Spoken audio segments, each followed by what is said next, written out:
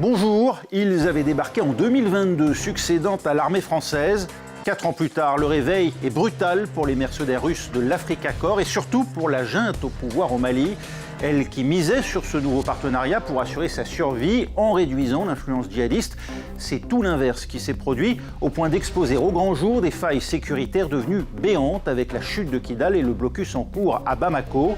Le pays est-il en train de basculer près de 15 ans après le début de l'offensive islamo-séparatiste? Pour nous éclairer, la chercheuse franco-malienne Nyagale Bagayoko, présidente de l'African Security Sector Network, sera avec nous tout au long de cette émission. Mais revenons d'abord en images aux attaques survenues il y a 2 semaines dans le nord du Mali. Elles ont coûté la vie à l'homme qui était à l'origine du rapprochement avec la Russie, le ministre de la Défense, Sadio Camara. Retour sur ses obsèques et les circonstances de sa mort avec Jean Barrère. Un moment de recueillement dans un Mali endeuillé par les récentes attaques des djihadistes du JNIM alliés aux rebelles Touaregs. À la télévision publique, l'appareil militaire malien affiche son unité lors des funérailles du ministre de la Défense Sadio Camara, tué le 25 avril. Assimi Goïta, le président de la transition, a le visage contrit. Il a perdu celui qui était son bras droit, considéré comme le numéro 2 de la junte malienne. Intègre et brave, vous l'avez été, doté d'une valeur militaire incontestable. Le 25 avril, la résidence du général est visée par une voiture piégée. Sur ces images satellites, on peut voir l'étendue des destructions. Plusieurs bâtiments semblent entièrement rasés. Sadio Camara est alors tué dans l'explosion. Cet officier, devenu général de corps d'armée, était l'un des principaux architectes de la relation avec la Russie. D'abord avec les mercenaires de Wagner en 2021, puis avec leur successeur Africa Corps, sous contrôle direct du Kremlin. Il avait ainsi réceptionné de nombreuses livraisons d'armes à l'aéroport de Bamako. La force de défense et de sécurité du Mali, de nouveau debout et autonome, inspire désormais le respect. La situation au Mali demeure incertaine. Les rebelles Touaregs, qui ont notamment capturé la ville de Kidal, ont aussi exigé le retrait des Russes de tout le pays. Nyagale Bagayoko, un gouvernement et une junte affaiblis par la mort de Sadio Camara. Alors incontestablement, parce que ce qui a caractérisé cette junte, composée de 5 colonels devenus depuis généraux, a été la cohésion absolue qui les a liés dans une solidarité dans laquelle il a été absolument impossible d'introduire le moindre coin. Sadio Camara était en réalité aussi important que le président Assimi Goïta, mais aussi que les Modibo Koné, qui a également été atteint par les attaques, mais qui n'est pas décédé, lui, qui est responsable de la sécurité d'État. Le président du Conseil de transition, que l'on a vu là, le général Ndiaye, et il y a également le général Ismaël Ouagé. Donc ce quintet, désormais réduit à un quartet, se trouve aujourd'hui particulièrement affaibli, non seulement à l'intérieur de l'appareil militaire, mais également plus largement, politiquement et militairement.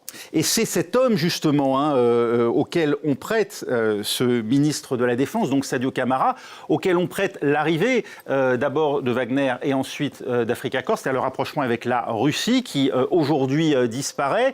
Il en voulait particulièrement la France ?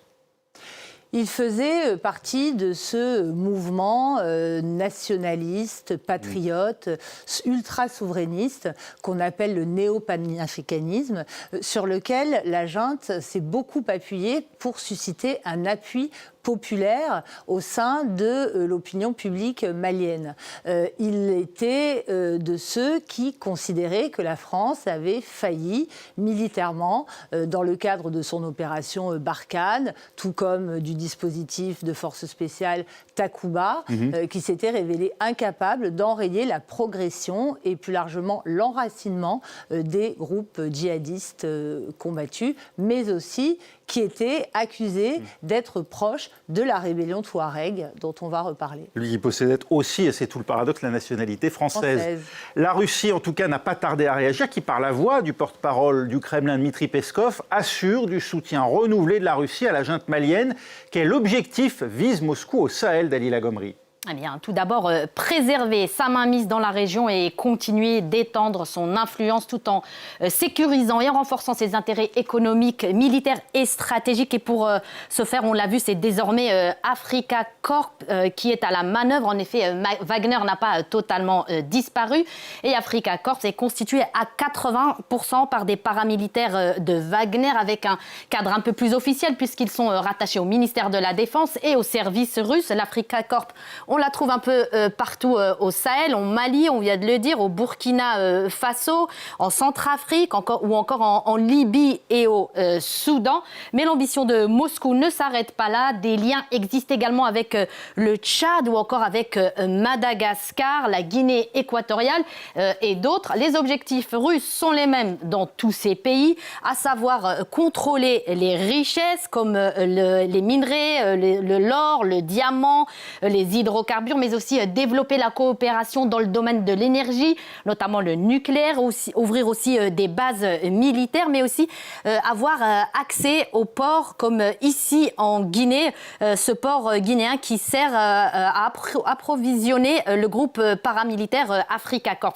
Moscou veut créer aussi un véritable hub stratégique dans toute cette Afrique de l'Ouest, continuer sa guerre informationnelle contre les Occidentaux, notamment la France, pour s'imposer comme la puissance dont les pays du Sahel auraient besoin, sauf qu'en échange, eh bien, le deal, c'était que les Russes protègent ces pays du Sahel contre l'avancée des djihadistes. Or, la débâcle de ces derniers jours au Mali a montré leur inefficacité sur le terrain, ainsi que les nombreuses exactions qui ont été commises par les paramilitaires ont provoqué un certain rejet de la part des populations et un rapprochement de ces mêmes populations avec les djihadistes qui ont profité pour recruter, mais aussi pour discréditer les Russes. Niagale Bagayoko, cette nouvelle chute de Kidal, elle pose un problème aux autorités et à la Russie, elle qui avait fait de sa reprise en 2023, après 9 ans, il faut le dire, sous le contrôle rebelle, un symbole de leur efficacité. Cette reprise de Kidal est en réalité le seul succès militaire dont peut s'enorgueillir la Russie à travers ses troupes supplétives depuis son arrivée au Mali. Mais il ne faut pas oublier qu'il y a 2 ans, il y a eu la défaite particulièrement cuisante et meurtrière de Tinzaouaten, où déjà des rebelles touaregs avaient réussi à s'attaquer à ces paramilitaires russes en laissant une centaine morts, en réalité. Il est évident que la façon dont la Russie est présentée comme un acteur pouvant changer de manière absolument fondamentale le jeu dans les différents conflits dans lesquels elle a été impliquée sur le continent africain est un mythe. Ça a été le cas en Libye. Ça a été le cas encore plus flagrant au Mozambique, où les paramilitaires ont dû quitter le pays seulement après 3 semaines de lutte contre les djihadistes. Ça a été le cas à Madagascar, même s'il y a un retour aujourd'hui. En réalité, le seul pays où on peut considérer que la Russie peut se prévaloir d'un certain nombre de succès, c'est la République centrafricaine. Et il y a, dans le cas du Mali, en effet, un échec dans la mesure où ni les djihadistes, ni les indépendantistes autonomistes n'ont pu être contrôlés, n'ont pu être arrêtés, n'ont pu être contraints par ces forces russes. La junte malienne s'interroge, le parquet militaire évoque des complicités internes au sein de l'armée qui auraient notamment permis au JNIM et au MNLA d'atteindre Sadio Camara. Une enquête est ouverte à Bamako, Serge Daniel. Dans les rangs de l'armée, des sous-officiers, des officiers ont été arrêtés dans le cadre des investigations sur les dernières attaques survenues dans au moins 7 localités maliennes. Les parents de ces militaires arrêtés nous ont confié, certains parents nous ont confié, qu'ils n'avaient pas du tout de nouvelles et qu'ils étaient inquiets. Arrestation également dans les rangs de civils. Et le procédé là est toujours le même. Des hommes cagoulés, armés, débarquent par exemple devant un domicile ou même dans un lieu public.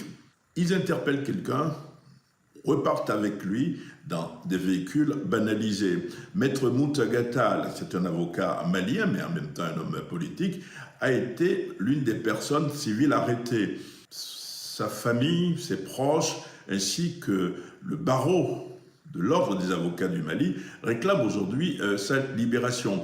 Compagnons de route à un moment de la junte au pouvoir, il a pris ses distances vis-à-vis de cette junte en demandant un retour à l'ordre constitutionnel. Autre personne arrêtée, un civil très proche de l'imam Mahmoud Dicko, qui est un peu la bête noire des militaires.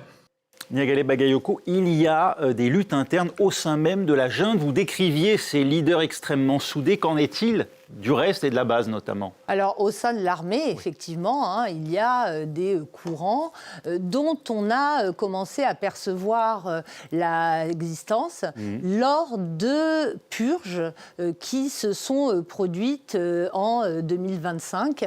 Il y a eu beaucoup d'arrestations parmi la hiérarchie militaire et c'est là qu'on s'est rendu compte que l'espèce de silence ou de mise en retrait qu'avaient adopté la plupart des militaires de l'armée malienne commençait à se fissurer et que la junte commençait à se percevoir comme probablement menacée en interne. Par ailleurs, comme indiqué ici, il y a également ces arrestations de civils, mais qui ne datent pas d'aujourd'hui. Il faut savoir qu'une chape de plomb s'est quand même abattue en termes de liberté publique et notamment en termes de liberté d'expression depuis l'arrivée au pouvoir des militaires au Mali.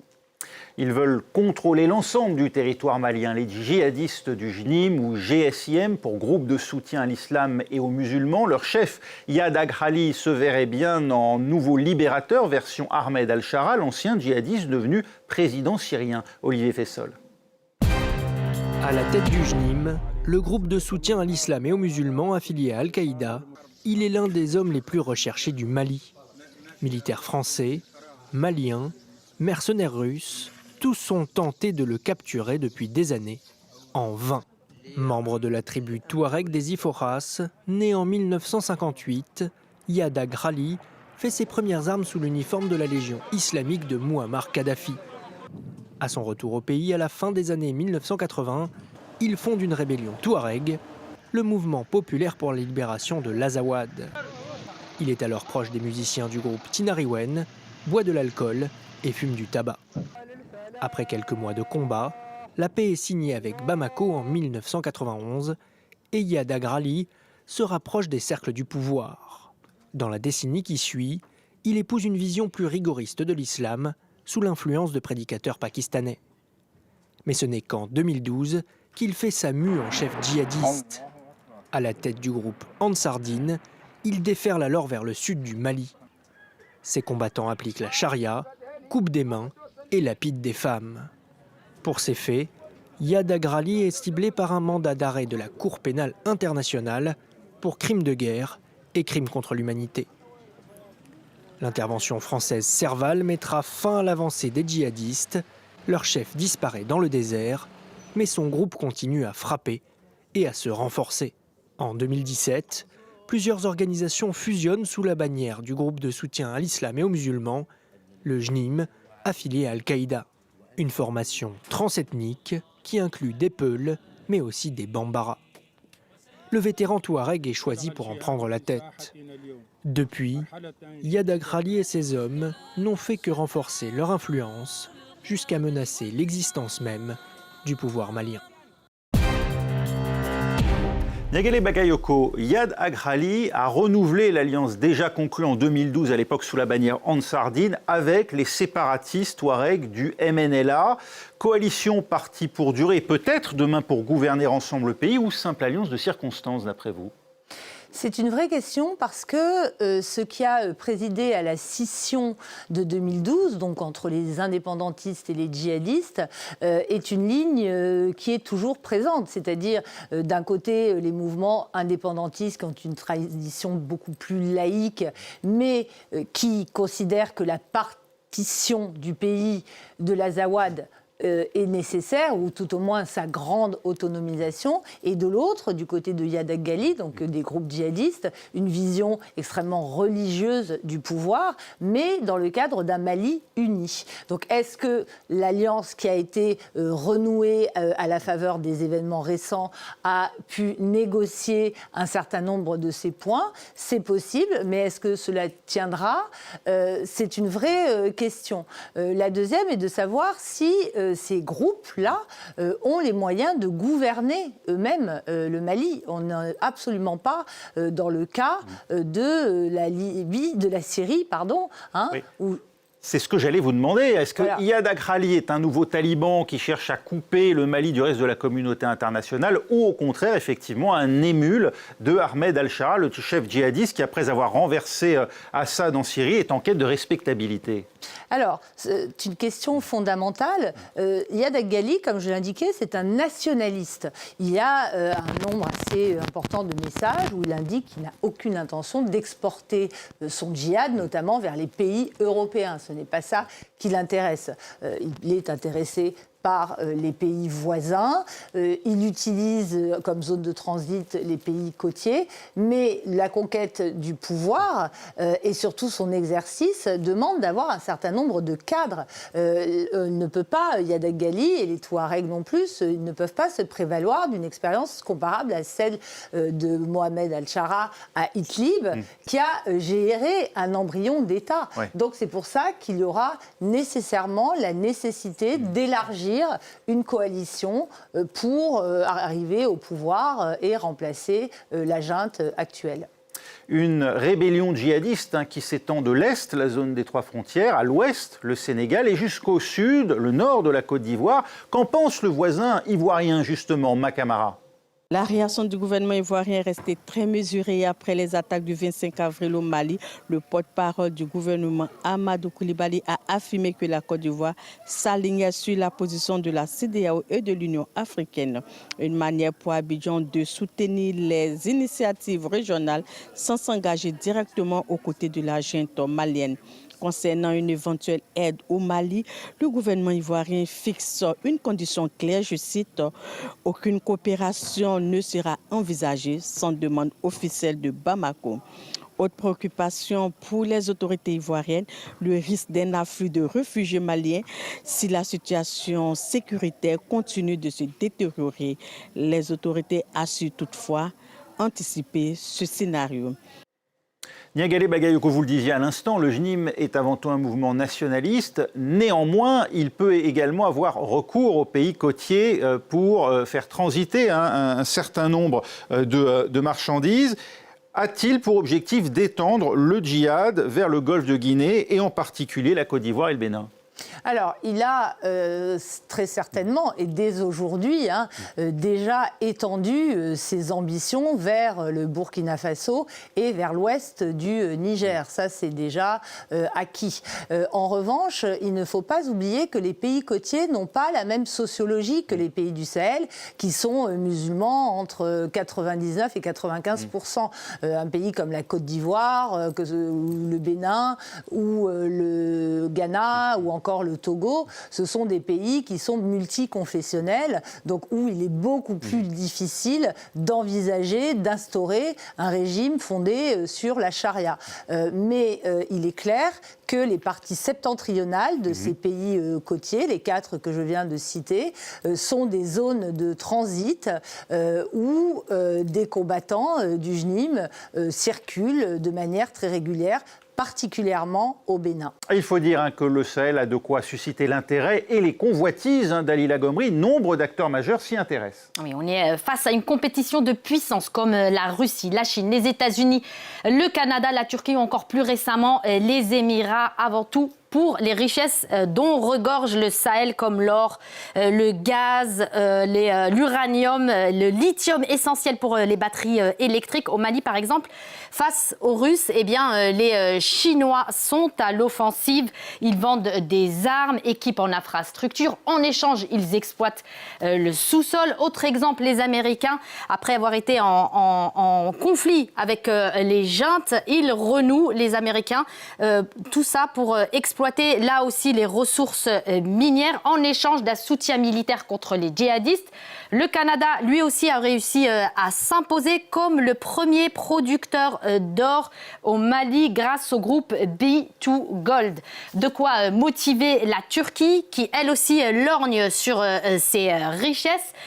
Ankara fournit, on le sait, du matériel militaire à ses partenaires du Sahel, comme des drones. Et en échange, là aussi, elle a le droit de se servir en minerai, si je puis dire. Mais face à cet appétit affiché des pays comme le Mali, le Niger ou encore le Burkina Faso tentent de reprendre la main sur leurs richesses en nationalisant des mines, par exemple, ou en retirant des autorisations d'exploitation. Enfin, il faut garder à l'esprit qu'au-delà de ces richesses stratégiques, le Sahel est tout simplement le reflet des rivalités géopolitiques mondiales actuelles.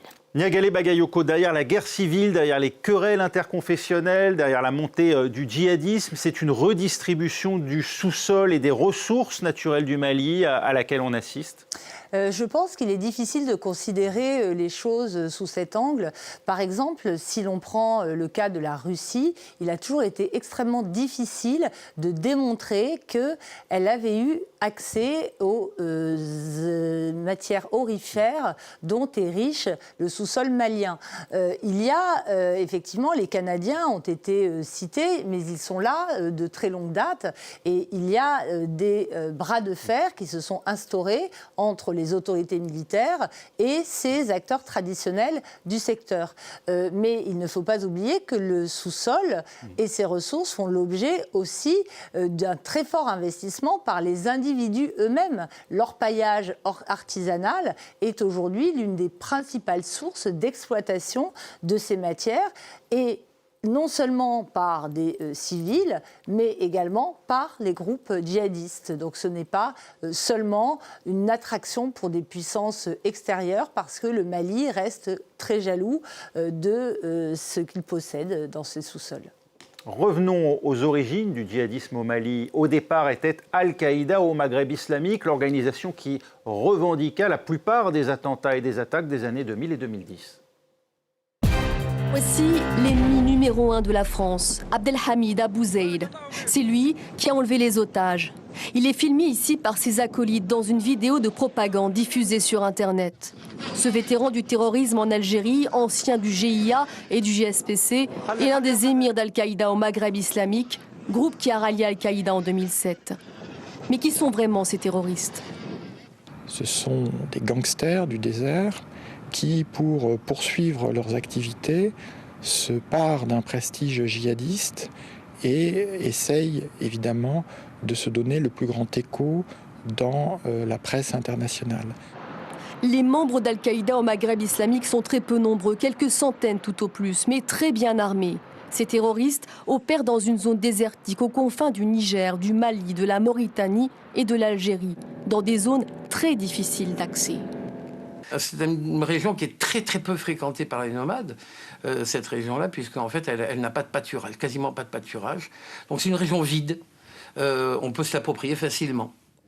Ce groupe réclame aussi la libération de ses membres détenus dans la région et pour cela, il est prêt à tuer.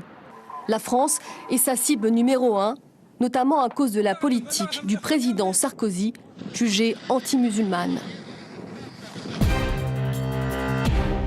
Niagale Bagayoko, la France s'est faite évincer du Mali par la Russie, mais pas seulement.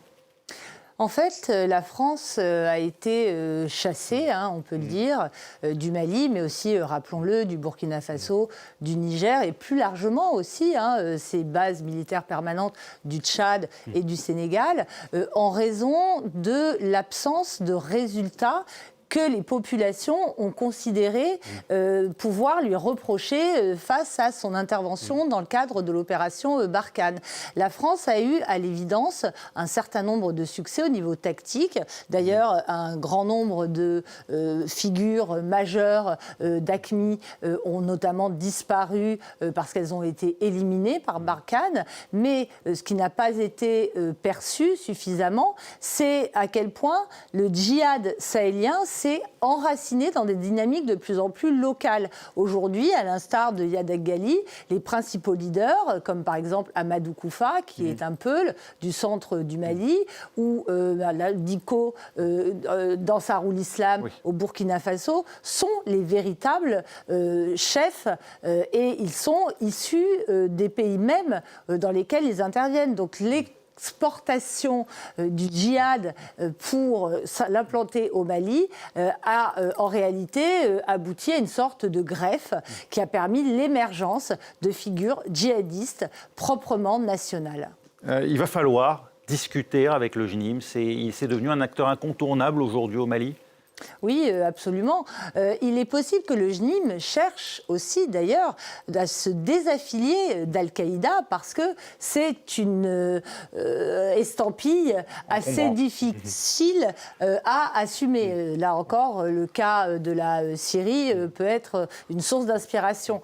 Mais il faut savoir, à mon avis, que ce qui est en passe de s'instaurer, c'est effectivement un dialogue entre le JNIM, une autre portion de l'armée, parce que la chute de la junte ne signifie pas que l'armée n'est plus un acteur politique majeur au Mali. Les opposants extérieurs seront également extrêmement importants, notamment les forces que l'imam Diko cherche à rassembler dans le cadre de sa nouvelle coalition pour une république, pour un front républicain au Mali. Mais il y a aussi tous les opposants civils, réfugiés actuellement en Côte d'Ivoire, comme Tiéman Koulibaly ou Faraba Cissoro, qui tous plaident en faveur d'un dialogue qui, je le rappelle, est mis sur la table depuis la conférence nationale de 2017 et le dialogue inclusif de 2019, qui tous plaidaient pour l'engagement de pourparlers avec les fils du pays, comme Rayad Ghali. Merci infiniment, Négalé Bagayoko. C'est la fin de cette émission. Merci à vous de l'avoir suivi. Vous pouvez la retrouver sur notre site internet france24.com. Rendez-vous la semaine prochaine pour un nouveau numéro du Monde dans tous ses états.